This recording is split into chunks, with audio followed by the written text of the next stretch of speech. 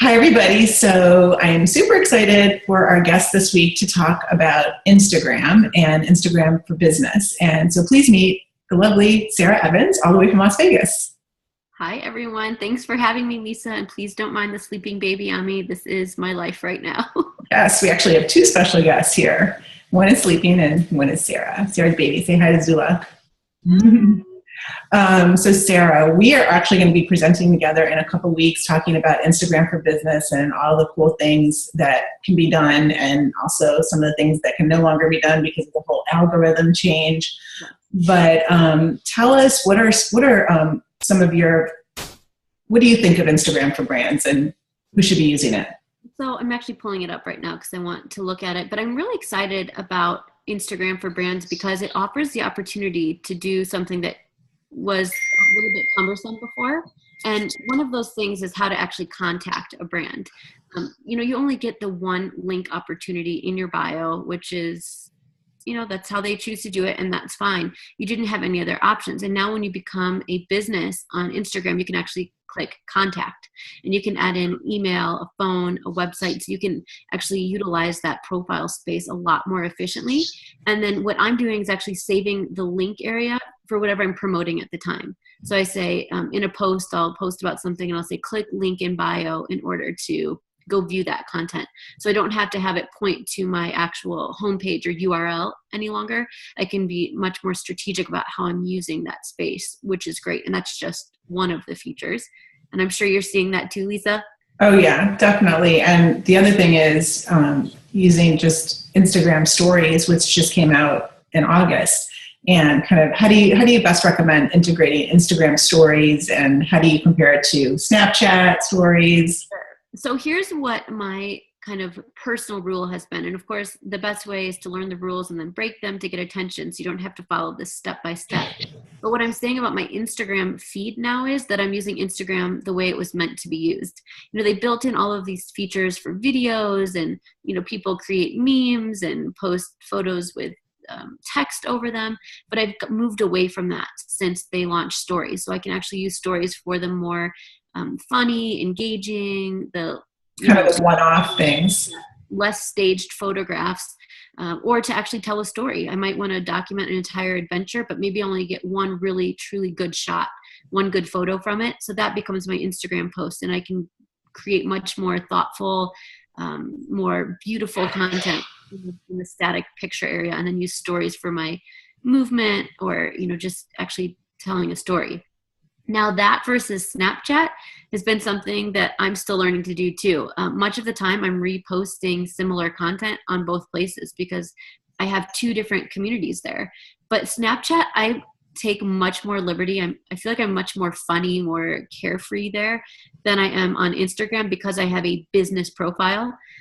So I'm still thinking about it and filtering it through the eyes of a client, whereas Snapchat, I just let loose a little bit. You kind of let loose, yeah. I feel the same way. That's how I kind of designate the type of content on each place. Okay, yeah, that totally makes sense. And, it just seems like there's the war between Snapchat stories and Instagram stories, and who's going to win. It seems that if you have a community on Instagram stories are amazing. You don't have to worry about Snapchat. Much higher for me. The engagement. I can post something and have hundreds to thousands of views on stories versus maybe a couple hundred on Snapchat, but I just have so much fun on Snapchat. And I started using Snapchat publicly a lot later, so it's taken a while to build that up. My husband was even on Snapchat before me, but I was using his so I could stay up to date on what was happening on Snapchat. But I was like, oh, the kids are there. The kids are there. I was like, I'm too old for this. And then no, I'm not. It like made the mainstream trend. Then I was like, all right, I can use it. Yeah, definitely. What about the Instagram algorithm? So how can we beat it? What do we do about it? So I don't know if there's a way to beat it, but one of the important things, and you might have noticed that has changed, is you're seeing more posts from people in your direct network, in your community. So it's not chronological order any longer. It's about who you're interacting with. Similar to Facebook. On Facebook and Instagram. So that's one way. And also to just be much more engaged on people's photos, actually going in and liking and commenting. and interacting. And during my Social Fresh presentation, I talked about the Kylie Jenner effect. And it's something that I read on, I think it was a Buffer blog post, about how the Kylie fans, and lots of celebrity fans, I'm just using her as an example because she's super popular on there. They use different terms like LB on there for like back. So they'll go and post on one of her photos, LB, and she'll have thousands of comments like that. And that means if you go and like someone's photo that posted that, they'll automatically come and like yours. So they'll increase their photo likes by hundreds or thousands by using those. And they have several different commands. I have actually a screenshot of a slide that I used I can send to you. Okay. But you know what? They probably know more about this than I do. No, but still, all these kind of, the hacks are good to know, especially if we're trying to break in. And how do you start, if you were starting a Snapchat or even an Instagram account today, what do you recommend? How does a business start out and get a following?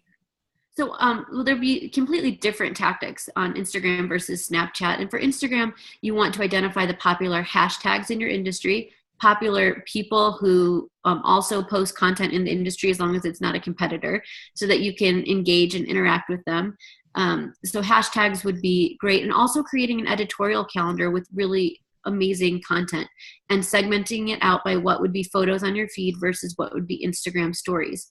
So for example, a business, let's say you're in the donut industry, you have tons of opportunity to post beautiful photos of donuts, people eating them. You can style shots, light it well. And then on stories, you could actually show how the donuts are made. That old joke, but you could actually show behind the scenes footage. You could show fans and customers of your business eating them. You can do, a lot of unique, engaging content through stories versus the beautiful, more stylized photos you might share in the picture area. Now, for both Instagram and Snapchat, you want to promote your profile. And because on Snapchat, you have your Snap code, which people can then download and your phone scans so you can follow them. I've changed almost all of my profile pics to my Snap code. I need to do that. So that is a great way. At the end of every blog post, throw in your Snap code, add it in your email signature, because you're going to want to really push that. Right now, a lot of people have on their marketing materials, they have Instagram, Facebook, Twitter, but it's harder to just list your Snapchat URL or your Snapchat username and have people go and follow it because they have to physically type it in. Mm-hmm. It's just a little bit more cumbersome. Mm-hmm. So anywhere you can insert that Snap code to make it easier, even if it's you have it posted on a marketing material inside your business for people to take a picture of, or if you have an SMS system set up for your business, send out your Snap code in one of your upcoming updates to customers. So you want to really push that and focus on it to get people to start following you, because it's not as easy as every other network where it's just you can openly find people to follow. True. I don't know if you saw my Snapchat takeover yesterday. I interviewed Colin Austin, and he owns Scooters for Less in Gainesville, small business. He actually went to UF and has this very successful business. And he uses Snapchat primarily to communicate with his audience. And he's built a great following. And he has the Snap code actually on the back of all of his employees' T-shirts. Love it. His invoices. I mean, he takes it like one step further. What a great best practice. Right. You could even order, from a company, like if you're getting your business cards printed, go to moo.com and order just Snapchat cards. Right. Yeah. Code on it, especially if you're going to a networking event or speaking at a conference. So maybe Lisa, I'll print up some for us. I was just going to, we need those too. When we have this checklist that we have we'll do it. For PubCon. So, Sarah Evans also has a PR background, very strong digital PR background. And Sarah, what would you say are some tips to get publicity using Instagram to share a company's news, or what are some tips that you can give from that standpoint? So it's hard to say things like, well, think in terms of going viral, because that's not always what it is. Sometimes it's just making sure your existing or new customers and clients see your content. So it's important to think about what information is important to them. And I always go back to the editorial calendar, and it sounds old school, but it's still so important and relevant today. So what I will do for myself and for brands I work with is segment out messaging by social network. So what messaging is appropriate for Twitter versus Snapchat versus Instagram stories, versus YouTube, whatever social network networks that you're using. And then we come up with the, draft content for that, what medium of content is appropriate, and then how we're going to promote it. I mean, now with Instagram, if you are a business, it's really easy to use Instagram ads to promote your story and target it. Same with Facebook ads to promote and target. And Twitter, we always want to do a boost. So then in that editorial calendar, I'll have a column, like, are we going to promote this? Are we going to do an ad buy behind it? And how much is that going to be? So then we can track reach and start to tweak things based on what kind of outreach or reception that we're getting. And then you want to look at engagement. You're asking people to come like and follow your content, but how nice is it when a brand actually engages back with you? And if you're trying to build a following and get publicity, most of the time it means you also doing the engaging to reciprocate. Exactly, right, to follow the media and interact with them. So from a visual standpoint, what tips can you give for making that Instagram image really stand out? And you said you were getting away from kind of the overlay of text. Mm-hmm. What do you recommend today?